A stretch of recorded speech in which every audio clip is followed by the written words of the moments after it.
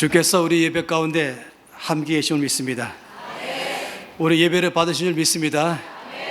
옆에 사람에게 주의 사랑으로 사랑합니다 인사하시겠습니다.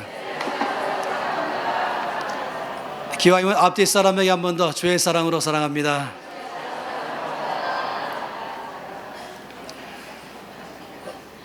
저는 이 주일날 얼마 동안은 계속해서 팔복을 함께 말씀 속에 보기로 이미 드렸죠. 이 팔복은 내용 자체가 상당히 흥미있게 이 말씀이 전개됩니다. 흔히 많이 말하는 역설이라는 그런 의미죠. 역설 그러면 앞뒤가 안 맞는다, 아니면은 때로는 거기가 이 뭔가는 예상을 벗어나는 논리가 안 맞는 것, 상식에 좀 더 틀린 것, 그런 식으로 많이 말하죠. 예를 들어서 말한다면 첫 번째 복을 말할 때도 심령이 가난한 자는 복이 있다 이렇게 말씀했습니다. 강한 사람이 복이 있다라는 자체가 역설 아니겠습니까? 오늘 두 번째 말씀은 좀 더 강한 역설입니다. 왜냐하면 이 말씀 가운데서 애통하는 자는 복이 있다라고 말씀하니까 이것도 참 놀라운 거 아니겠습니까? 기뻐하는 자가 복이 있다든지 이럴 수 있겠지만 애통하는 자가 복이 있다. 이것이 오늘 말씀 가운데서 아주 강력한 그런 역설적인 의미로 말씀하시면서 또 다른 면으로 말하자면 애통하는 것이 얼마나 중요한가, 이것을 우리 가운데 말씀을 하고 있는 것입니다. 이 애통한다라는 말 자체가, 이 단어가 상당히 힘 있는 말씀이에요. 슬퍼한다, 근심한다, 염려한다 이런 말도 쓸 수 있겠지만은 애통한다 이 말은 그보다 훨씬 더 표현이 강합니다. 이 주께서 말씀할 때 쓰신 그것을 원어에서 말할 때 이 헬러 안에서도 슬픔을 표현할 수 있는 그 말씀 가운데서 애통이란 단어는 가장 그 중에서 강한 용어를 말하는 것입니다. 이 애통한다라고 말할 때는 이것은 일반적으로 말하면 죽은 사람을 위하여 가질 수 있는 나의 감정과 나의 행동, 이것을 갖다가 표현할 수도 있습니다. 눈물이 주체 없이 흐르는 그런 상태, 또 이 심장이 터진 것 같은 그런 상태를 가리켜 말할 때 애통한다라고 말하죠. 이것은 이 점잖은 그런 표현을 말하는 게 아닙니다. 이것은 어떤 감상적 그런 표현도 말하는 게 아닙니다. 애통한다 그러면은 정말로 옆에서 사람들이 보든지 안 보든지 현재의 상황이, 환경이 어떻든지 관계없이 내 체면을 따지거나 아니면은 차리거나 아니면 다른 사람 눈치를 보거나 그럴 만한 상황을 훨씬 넘어서 버리는 그것조차도 감당할 수 없는 내 안에 갖고 있는 이 감정의 표현, 이거로부터 애통하다라고 말하는 것입니다. 옆에 사람이 봐도 금방 굉장히 슬프구나, 굉장히 마음 안에서 아파하고 있구나, 이거를 누구나 객관적으로 알 만한 그런 모든 행동, 그 사람의 이 감정과 그 사람의 마음과 그 사람이 갖고 있는 이 상태를 다 표현되는 것이 바로 이 애통한다, 그런 것이 금방 누구든지 이 사람이 굉장히 슬픈 가운데 있다는 것을 알 만한 그런 이 단어가 애통한다라고 말을 하는 것입니다. 오늘 말씀 안에서는 놀랍게도 이런 사람들이 복이 있다라고 말씀을 하고 있는 것입니다. 그런데 저는 오늘 이 시간에 여러분과 함께 무엇 때문에 애통해야 할까, 또 무엇 때문에 애통해야만 하는가, 이것을 갖다 말씀 보기를 원합니다. 전체적으로 세 가지를 보기를 원하는 것이에요.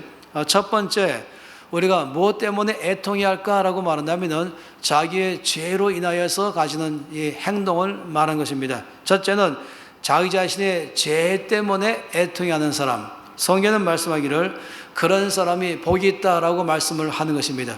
죄로 인하여서 애통해하는 것, 고린도후서 7장 10절 말씀 안에 보게 되면 하나님의 뜻대로 하는 근심은 후회할 것이 없는 구원에 이르게 하는 회개를 이루는 것이요 세상 근심은 사망을 이루는 것이다 라고 말씀했습니다.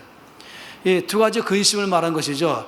하나님의 뜻대로 하는 근심은 오히려 사람을 하여금 회개케 만들어서 생명을 준다라고 말한 것입니다. 그 사람 구원에 이르도록 한다라고 말씀하는 것입니다. 그런데 세상 근심은 거꾸로 그 사람을 점점 마르게 만들어서는 사망에 들어간다라고 말한 것입니다. 이 죄에 대하여 가지고 있는 강력한 행동을 바로 애통이라고 말한 것입니다. 만약 죄에 대하여 애통이 한다면 성경 말씀하기를 그런 사람이 복이 있다라고 말씀하시고 그런 사람이 위로를 받는다라고 말씀을 하고 있어요.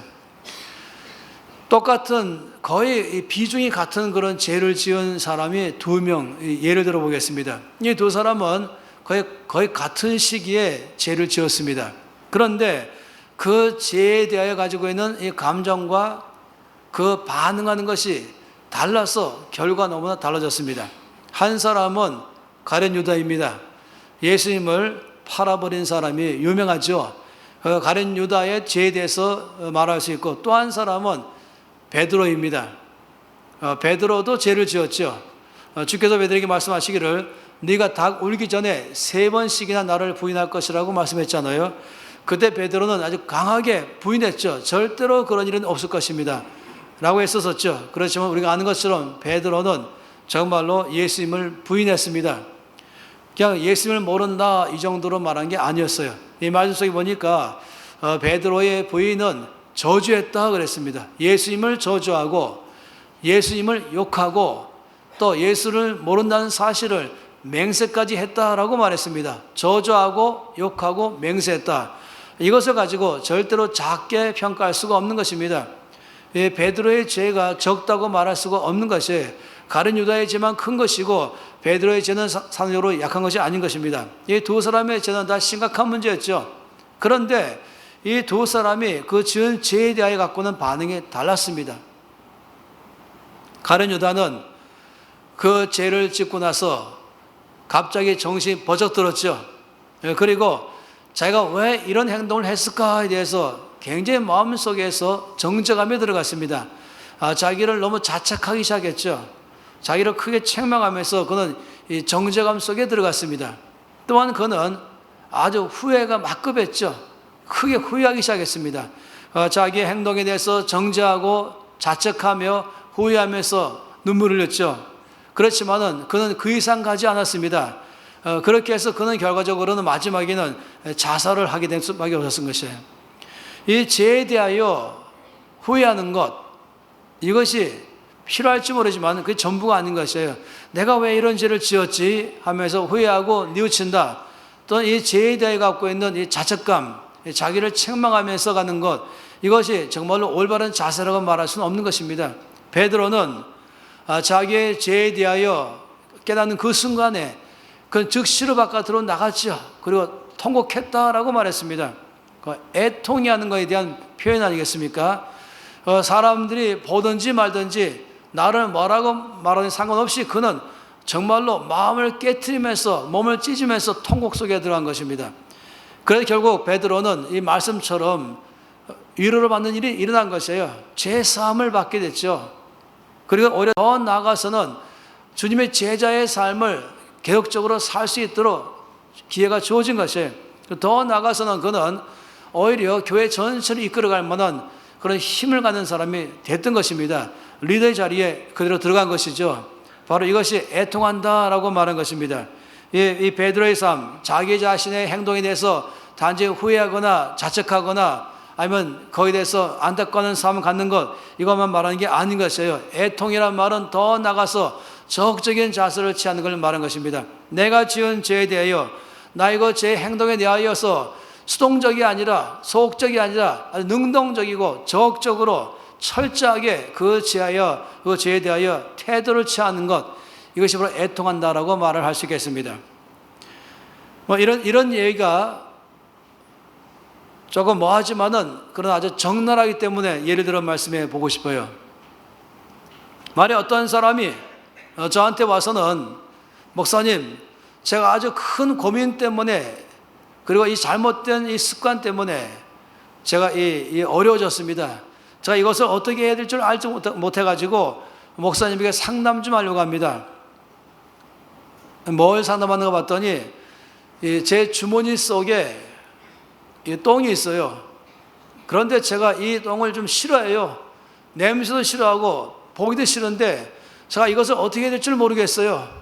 더구나 더 심한 것은 제가 가끔씩 손을 갖다가 주머니 속에 넣었다 꺼냈다는 것입니다. 저를 제가 어떻게 하면 좋겠습니까? 여러분, 저는 많은 상담 받아봤지만 이런 상담 받아본 적은 한 번도 없습니다. 그런 사람 누가 있겠습니까? 만약 실제로 주머니 안에 그런 것이 있다고 한다면 그건 상당한 문제가 아니죠. 고민의 문제가 아닌 것이에요. 즉각적으로 옷을 벗어버리고 그리고는 주머니를 뒤집어 가지고 철저하게 깨끗하게 해결하고 정말로 세탁하고 또 해서는 철저하게 냄새를 빼고 더러움에도 떠날 수 있도록 아주 적극적으로 자세를 취할 것입니다. 애통한다라고 말한 것은, 죄에 대하여 애통한다고 말한 것은 죄에 대하여 갖고 있는 적극적인 나의 반응을 말하는 것이죠. 또 다른 예를 말해본다면 예배당에 본당에 간회상 바로 앞에 여기에 똑같이 잠깐만 그 똥이 있어요. 그럼 어떻게 할 것입니까? 온 성도가 다 앉아있는데 다 보고 있어요. 거기 있다는 사실을. 전부 마음속으로 저기 있으면 안 되는데 왜 저기 있을까? 누가 저기 갖다 놨을까? 그리고 전부 다 하시면 냄새 안 맡고 코를 막기도 시작하고 또 어쩔 수 없이 앞으로 나온다면 그 피해서 가기 시작하고 뭐 이렇게 할 것입니까?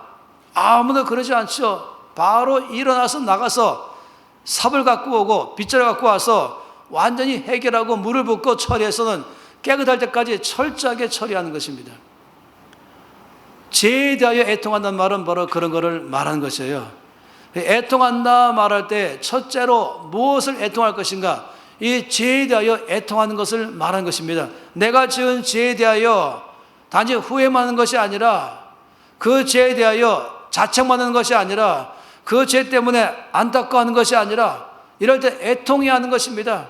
이 죄를 가지고 십자가 앞으로 나가는 것입니다.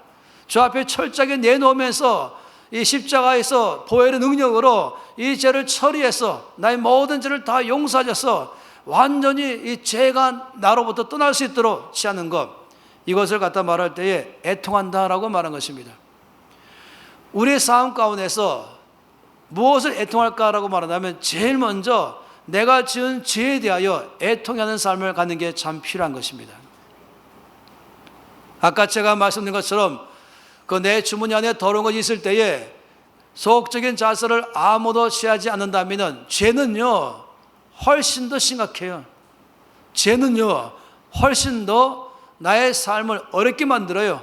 그 결과는 훨씬 더 심한 것입니다.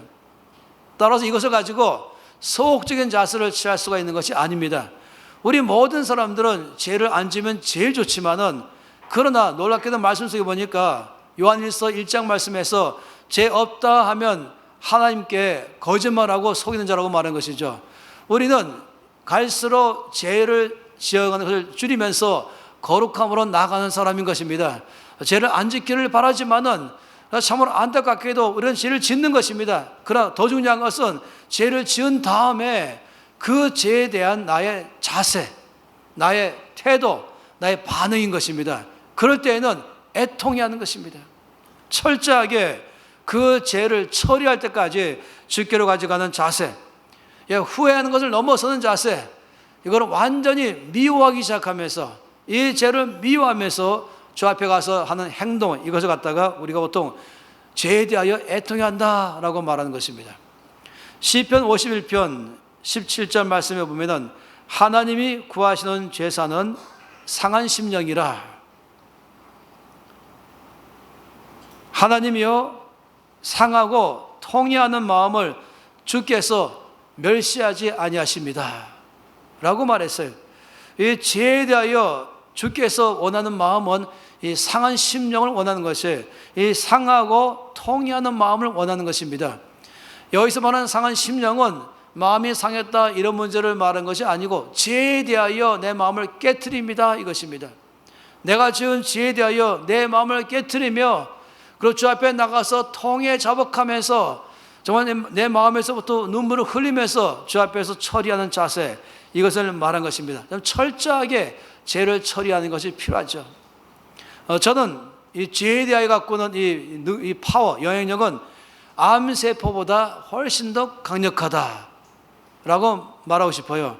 우리가 이 몸 안에 암세포가 있다는 걸 발견한 순간에 우리는 온 전체가 거의 집중하기 시작하는 것입니다. 그리고 이것을 해결하기까지 내 마음이 쉬지 않는 것이죠. 정말 이거 필요하다면 직장도 그만둘 마음도 있는 것이에요.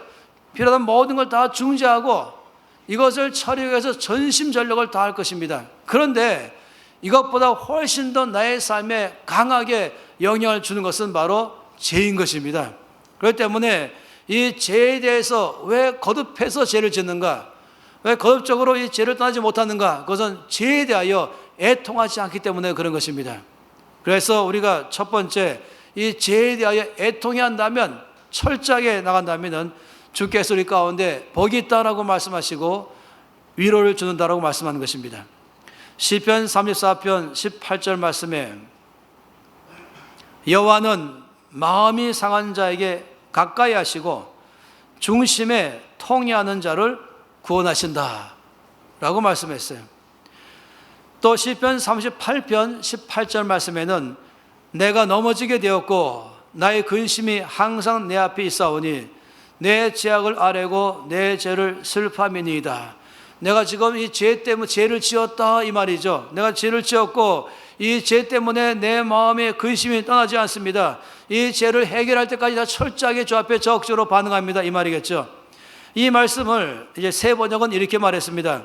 나는 곧 쓰러질 것 같으며 고통은 잠시도 떠나지 않습니다. 진정으로 나는 나의 잘못을 털어놓고 나의 죄 때문에 괴로워합니다. 이렇게 말했죠. 현대의 성경은 내가 넘어지게 되었고 내 근심이 떠날 날이 없습니다. 내가 내 죄를 고백하고 내가 행한 일을 슬퍼합니다. 이렇게 말했습니다. 이 표현들도 이 새 번역이나 현대 성경 번역도 사실 굉장히 부드러운 번역으로 되어 있는 것이에요. 훨씬 더 강력하게 내가 죄를 지었을 때는 내 죄를 자백하며 통해 자복하면서 애통해하면서 이 죄를 가지고 주 앞에 나갑니다. 이 애통해하는 것, 이것을 지금 여기 말씀은 표현하고 있는 것이에요. 예수님의 십자가에서 좌우에 두 강도가 달려 있었죠. 한 강도는 네가 그리스도냐? 그러면 나를 이 나무에서 내려와서 나를 구원하라 이렇게 조롱했죠. 또 다른 강도는 오히려 그 강도를 책망하면서 예수님께 예수여 당신의 나라에 임하실 때 나를 생각하소서라고 말했어요. 이 강도는 자기의 죄에 대하여 심각하게 반응하면서 이 문제를 가볍게 여기지 않냐고 철저하게 이것을 해결하기 시작하니까 주님 말씀하기를 내가 오늘 나와 함께 낙원에 있을 것이다 라고 말씀을 하신 것입니다.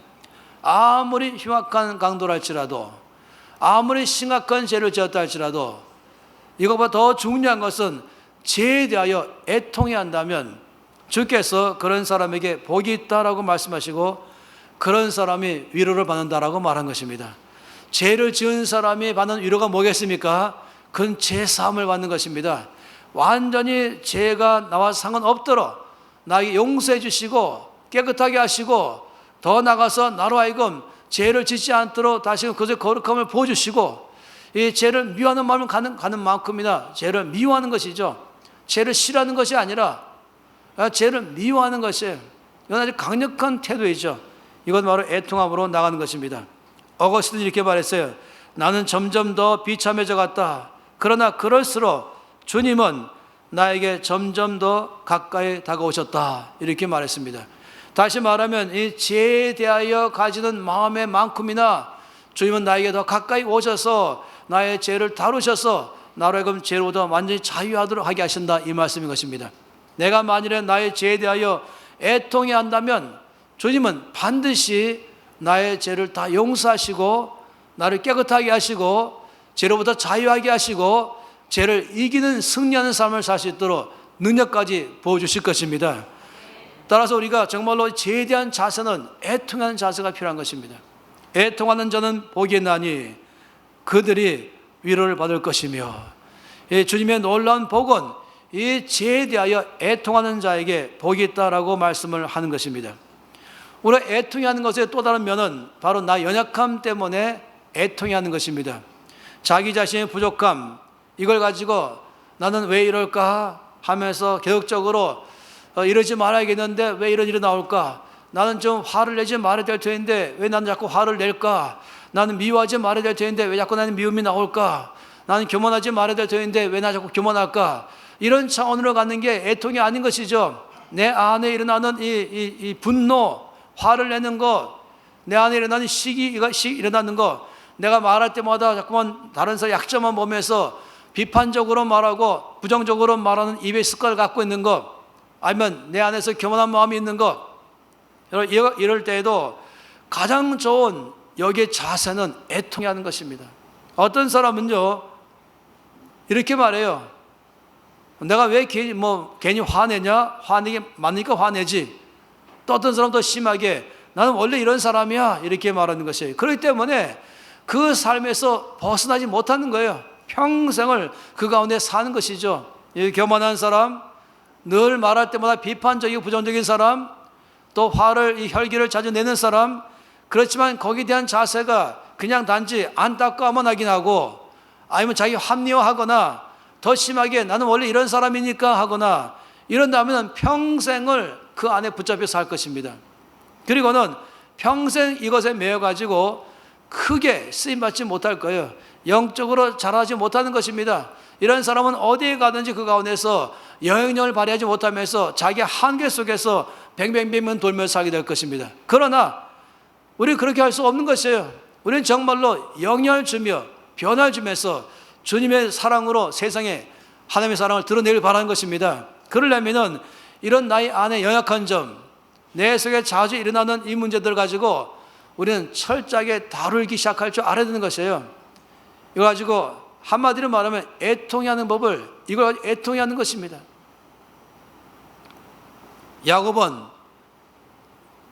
이런 사람의 대표자이죠. 야곱은 평생 동안에 남을 속이면서 자기 이익을 취하는 사람이었습니다.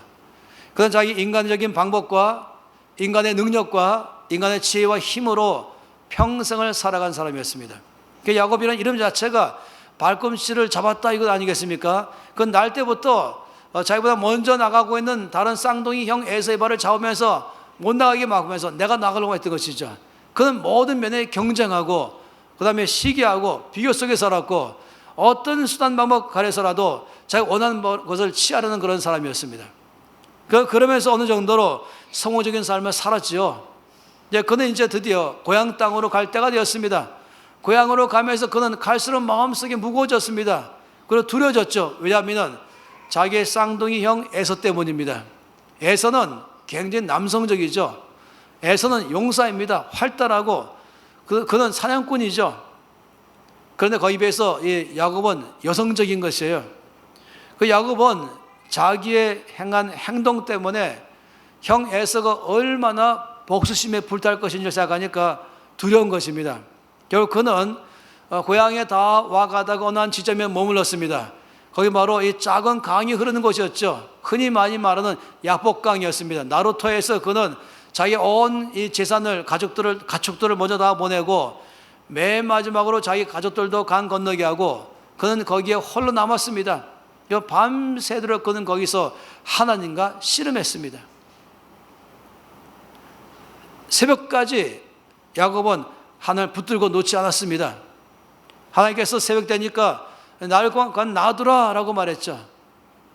심지어 하나님께서 놓게 하기 위해서 환도뼈까지 부러뜨렸어요. 환도뼈가 부러졌잖아요. 아주 굉장한 고통이 있지만은 야곱은 끝까지 붙들었어요. 나를 놓아가게 하라 라고 말할 때 아니요, 절대로 주님 갈 수 없습니다. 지금 제 문제를 해결해 주셔야만 됩니다. 전 지금 두려움에 빠져 있습니다. 내 안에서 습관적으로 나오는 연약함 가운데 빠져 있습니다. 어떻게 할 줄 모르겠습니다. 정말로 저희 문제를 해결해 주시기 바랍니다. 이것이 야곱이 아주 간절한 마음이었어요.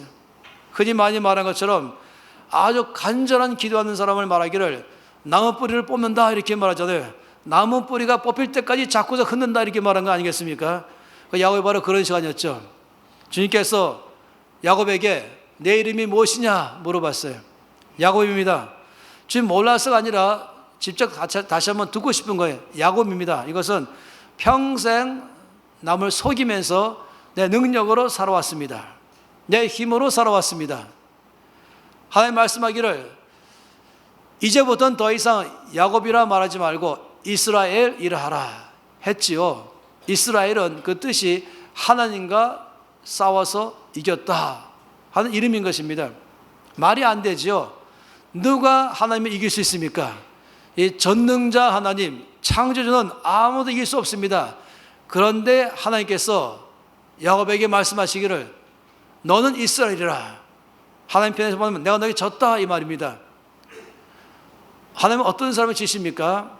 자기의 문제를 가지고 주 앞에 나가서 주께서 이 문제를 해결해 줄 때까지 끝까지 붙잡고 있는 사람, 이걸 심하고 적극적인 자세는 애통해 하는 사람, 자기의 연약함으로 자기 자기는 부족함 가지고 애통해 하는 사람, 자기의 죄로 애통해 하는 사람, 하나님 말씀하기를 그런 사람은 반드시 하나님께로부터 위로를 받는다, 이 말씀이에요. 그래서 이스라엘이라는 말을 붙인 것이죠. 바로 그런 것입니다. 전적으로 이 문제 가지고 철저한 자세를 취하는 것을 말하는 것입니다. 제가 첫 번째는 죄에 대해서 말씀했잖아요. 왜 사람들은 이 죄에서부터 그렇게 못 벗어나고 있을까? 그것은 이 죄에 대한 자세가 너무 소극적이었어. 그냥 후회만 하고 있거나 안타까워하는 것 정도, 자기 정죄감만 빠져 있는 것, 그것이 아니라 정말 철저하게 이 죄를 주 앞에 가지고 나가서 십자가 앞에 내놓으면서 이 가슴을 터뜨리면서 심장이 깨져가면서 주 앞에 전심으로 나갈 때 자기 연약함 가운데에 평생 그것 때문에 잘못된 습관 속에서 사는 것이 아니라 이것이 얼마나 중요한 문제인지 하나님께서는 반드시 이 문제를 해결할 줄 알고 이것 때문에 내가 얼마나 많은 사람들을 늘 괴롭게 하고 내가 가는 곳마다 사람을 축복해내는데 나 때문에 힘들어하는 것 가지고 그냥 사는 것이 아니라 이걸 가지고 애통해하면서 야곱처럼 주 앞에 나아가면서 전심으로 주 앞에 내 마음을 다 드리면서 요청할 때 주님 말씀하기를 그런 사람은 복이 있다라고 말씀했습니다. 주님은 그런 사람의 기도를 들으시고 그런 사람의 마음을 보시고 그런 사람의 눈물을 보시면서 그에게 위로를 주기 시작하는 것입니다. 그래서 나 자신의 연약함 가운데 있는 것을 가지고 주 앞에 나가 전심으로 나가는 사람에게는 주께서 나를 위로하셔서 이 야곱의 위로는 뭐겠습니까? 그것은 하나님의 능력을 갖기 시작하는 것이죠. 나 연약함을 극복해버린 것입니다. 주님의 능력으로 말미암아 이제 더 이상 이것으로 남을 괴롭게 하지 않은 이 연약함을 극복해버리는 것, 이것이 바로 위로받는 것입니다. 세 번째, 애통해 하는 것은 잃어버린 영혼들을 위해서 애통해 하는 것입니다. 예수 믿지 않는 사람들의 그 영적 상태를 보면서 애통해 하는 것입니다. 나의 가족 가운데에서 예수를 아직까지 믿지 않는 사람들 때문에 애통해 하는 것, 나의 친구 가운데서 내가 아는 사람 가운데서 아직까지 예수를 믿지 않는 것 때문에 애통해 하는 것, 주님 말씀하기를 이런 사람이 위로받는다고 말하는 것입니다. 따라서 우리가 세 번째 애통해 할 것은 이와 같이 잃어버린 영혼들을 위해서 애통해 하는 것입니다. 마음 안에서 단지 그냥 예수 믿으면 좋겠다 정도가 아니라 정말로 애통해 하는 걸 말하는 것이죠. 제가 아는 어떠한 선교사는 한국에서 어느 정도로 이 대학생들 위해서 사역을 잘했습니다. 그리고 이제 선교 지역에 있는 대학생들을 위해서 그런 사명을 받고 태국으로 갔습니다. 그리고는 이제 태국어를 다 공부한 다음에 대학생들만 집중적으로 몰려있는 대학 도시로 갔죠. 그리고는 거기에는 많은 대학들에게 이제 복음 전파에 나섰습니다. 그런데 놀랍게도 한 명도 응답하지 않는 거예요. 그들의 상태는 너무 냉랭하고 복음에 무관심하고 딱딱한 가운데 있었습니다. 이 선교사는 굉장히 실망했죠. 자기 자신의 성경의 실패감을 맛본 것입니다. 그러면서 무력감 속에 빠졌습니다. 그는 아주 깊은 마음속에 이 실패감 가운데 실망 속에 이 힘이 빠져갖고 주저앉아 있었죠. 어느 날에도 마찬가지로 이제 이 큰 대학 캠퍼스에서 예수 믿으라고 말할 때마다 아무도 무관심하고 냉담하고 반응하니까 그의 마음속에서 너무 많이 낙심했어요. 그래서 그는 그냥 그 대학 캠퍼스에 앞에 있는 이 조그만 동산이 있었습니다. 그 동산에 가서 앉았죠. 그리고는 힘이 다 빠진 상태로 아무도 반응하지 않는 이 태국 청년 대학생 보면서 그냥 마음이 안타까워서 바라보고 있었어요. 근데 갑자기 자기 안에서 그들을 바라보는데 눈물이 막 나는 것이에요. 이제 내가 얼마나 실패했나, 내가 얼마나 무력한가, 사람들이 나를 보고서 어떻게 평가할까, 이런 차원의 문제가 이제 떠났어요. 그는 단지 갑자기 그들의 상태를 바라보니까 예수를 믿지 않는 그들을 바라보니까, 이 사망에 있는 그들을 바라보니까 그들의 상태가 너무나 안타까운 것이에요. 그들의 상태를 보면서 눈물이 나기 시작하는 것이에요. 그 눈물이 점점 더 많아지고 점점 걷잡없이 흐르기 시작했죠. 그 다음 울기 시작했어요. 그들이 갖고 있는 이 사망에 처해 있는 예수를 모르는 그들의 상태를 보니까 너무 마음속에서 애통해하면서 안타까워하면서 펑펑펑펑 울면서 통곡하기 시작했어요. 그건 정말로 아주 떠나갈 듯이 큰 소리로 울기 시작했죠. 그런데 이제는 더 이상 자기 체면 문제가 아니었습니다. 자기 명성이 문제가 아니었습니다. 자기 능력의 문제가 아니었습니다. 단지 이걸 다 넘어서서 그들의 상태를 보면서 그는 통곡하기 시작한 것입니다. 놀라운 것은 그 다음부터 일어난 사건입니다. 그 다음부터 굉장한 일이 벌어졌어요. 이 청년 대학생들의 마음이 열리기 시작하면서 많은 사람들이 죽기로 돌아가기 시작했습니다. 저는 보면서 이 태국의 역사 속에서 이 한 사람에 의해서 죽기로 돌아온 청년들이 훨씬 더 그 오랜 세월 동안 거의 150년, 200년 동안의 그 역사 가운데보다 훨씬 더 이 짧은 사람의 생애 가운데서 큰 역사가 일어났던 것이었습니다. 또 제가 오랫동안 알고 있는 또 다른 목사님은 이 부산 성령교회의 이 정필도 원로 목사님이죠. 이분이 저한테 개척대에 대해서 말씀을 들려줬어요. 공군 군목으로 이제 사역하시다가 이제 제대했죠. 그러니까 나이가 아직 20대 청년인 것이에요. 그런 다음에 이제 부산의 이 수영 로타리에서 개척을 시작했습니다. 조그맣게 개척기를 시작하는데 새벽 기도마다 이제 몇 명의 이제 적은 수가 모이는데 그 중에 어떤 권사님은 그 교회에 나오는 권사님이 아니고 다른 교회의 교인인데 그냥 가까우니까 그 새벽 기도로 나오신 것이에요. 그냥 하루는 이 권사님이 이 목사님한테 와서 이렇게 말씀했어요. 목사님, 제가 기도 가운데 알게 된 사실은 목사님이 목회에 부응하려면, 정말로 이 목회에 성공하려면 한 가지밖에 없습니다. 그것은 아침마다 새벽 기도 끝나고 나면은 목사님 바로 이 강단 뒤에 앉아서 잃어버린 영혼들을 위해서, 이 교회 이 주변에 있는 잃어버린 영혼들을 위해서, 이 부산에 있는 잃어버린 영혼들을 위해서, 이 경남에 있는 잃어버린 영혼들을 위해서 눈물로 기도할 때에 교회가 부흥할 것입니다. 목사님이 머무는 그 모든 그 앉은 자리의 사방에 거기에 눈물로 적셔진다면 그땐 정말로 부흥하게 될 것입니다. 이분은 이 말씀을 깊이 마음에 새겼어요. 그래서 새벽기도 마치면 바로 이분은 이 강대상 뒤에서 앉아갖고 이제 주변에 있는 잃어버린 영혼 위해서 기도하기 시작했죠. 당시는 이 부산 그러면 가장 복음화 안 된 지역이었습니다. 이 3% 미만이었죠. 절간이 꽉 둘러싸이는 곳이 아니겠습니까? 그 또 항구 도시다 보니까 각종 지역에 꽉 차 있는 그런 것이 바로 부산이었습니다. 그런데 이제 앉아서 새벽 기도 마친 다음에 앉아서 앞에 대고 기도하면 눈물이 뚝 떨어지잖아요. 그게 이제 웬만큼 앞에 눈물이 흥건히 적셨다 싶으면은 이제 45도 오른쪽으로 돌려가지고 다시금 거기서 또 눈물 흘리면서 이 주변에 잃어버린 영혼을 위해서 기도하기 시작하는 것이에요. 자기 마음에서 눈물이 나오도록 애통해하면서 그들의 영혼을 살피면서 기도하죠. 또 앞에도 웬만큼 눈물이 젖었다 생각하면 다시 또 오른쪽으로 45도 돌려가지고 다시 또 이 지역에 있는 잃어버린 영혼에서 또 눈물 흘리기 시작하는 것이에요. 또 거기에 웬만큼 눈물이 적셨다 싶으면 다시 또 45도 돌려가지고 또 다시 눈물을 흘리면서 잃어버린 영혼에서 기도하기 시작하는 것이에요. 이 사방을 위해서 다 눈물을 적어지면 그때 가서야 이제 새벽 기도가 마친 것이죠.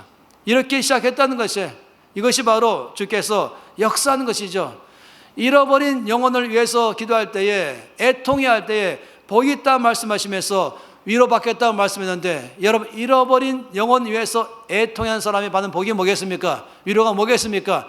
그들이 주께로 돌아오는 것이죠. 잃어버린 영혼들이 주께로 돌아온다면 그럼 위로받는 것이에요. 그래서 잃어버린 영혼들을 위해서 우리가 눈물로 애통할 때에 하나님이 그 우리 눈물로 그들의 마음에 흘리게 하셔서는 그 마음의 딱딱함이 부드러지게 하시고 그 메마른 마음 안에 눈물로 강이 되게 하시고, 그리고는 그들 하여금 주께로 돌아오도록 죄를 회개하고 예수께로 나오는 역사가 일어날 줄 믿습니다. 성경 말씀 보게 되면은 우리 모든 사람들이 다 이제 하나님 나라 안에서 살게 될 때에는 각 사람마다 뭐가 있냐면은 하늘에 이미 예치된 게 있는데 그건 병입니다. 병이 있는데 그 병은 이름이 눈물병입니다.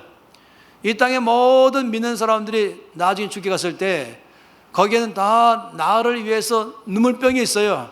그 눈물병은 이 땅의 삶에서 나의 죄 때문에 애통하여서 흘린 눈물, 그 병에 담겨진 것입니다. 나의 연약함 때문에 애통하는 눈물, 그 병에 담긴 것이에요. 잃어버린 영혼 때문에 애통하는 눈물, 거기에 병에 담긴 것이에요.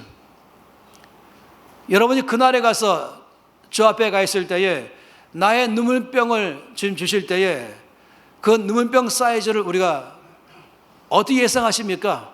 혹시 안약병처럼 조그마한 병에 끝에 약간 찰까 말까 그런 병이겠습니까?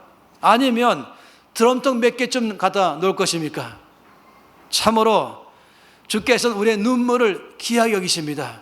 애통해하면서 흘린 눈물을 다 그냥 사라지는 것이 아니라 눈물병에 다 담게 하시고, 이 히스기야가 병들어 죽게 됐을 때도 주 앞에서 애통했죠.